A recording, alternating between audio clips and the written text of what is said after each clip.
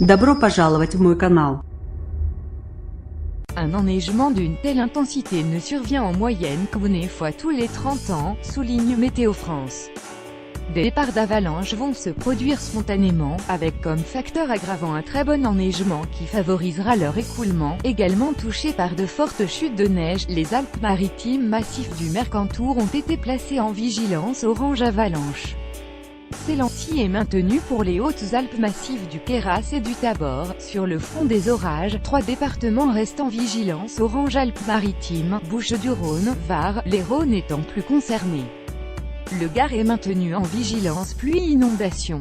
Les orages de la Camargue se sont dissipés lundi après-midi mais d'autres à bord de l'est des Bouches-du-Rhône vers la Sainte-Victoire, détaille Météo France. C'est dans les Alpes que la situation reste la plus alarmante, avec des cumuls de neige pouvant atteindre jusqu'à 2 mètres, souligne Météo France. Ce phénomène, dit de retour d'est, est dû à l'humidité de la plaine du Pô qui se condense au contact des Alpes et précipite sous forme de neige. En 24 heures déjà, près de la frontière franco-italienne, des cumuls de 50 à 90 cm ont été enregistrés en Haute-Maurienne, 60 à 80 cm en Haute-Tarentaise, 65 à 90 cm dans le Queyras et 40 à 50 cm dans le Tabor. Les chutes de neige vont se poursuivre, le maximum d'intensité étant attendu en soirée, avec un vent fort provoquant des accumulations de neige, mais en garde Météo France qui pointe les massifs de Haute-Maurienne, secteur de Bonneval, Bessan et du sud de la Haute-Tarentaise, secteur de Val d'Isère et Tignes, au-dessus de 1800 mètres d'altitude. Certaines d'entre elles pourraient même toucher des routes ou habitations.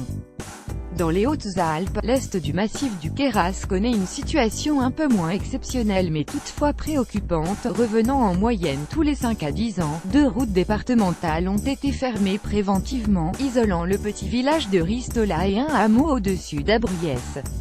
Les transports scolaires ont été suspendus dès lundi matin.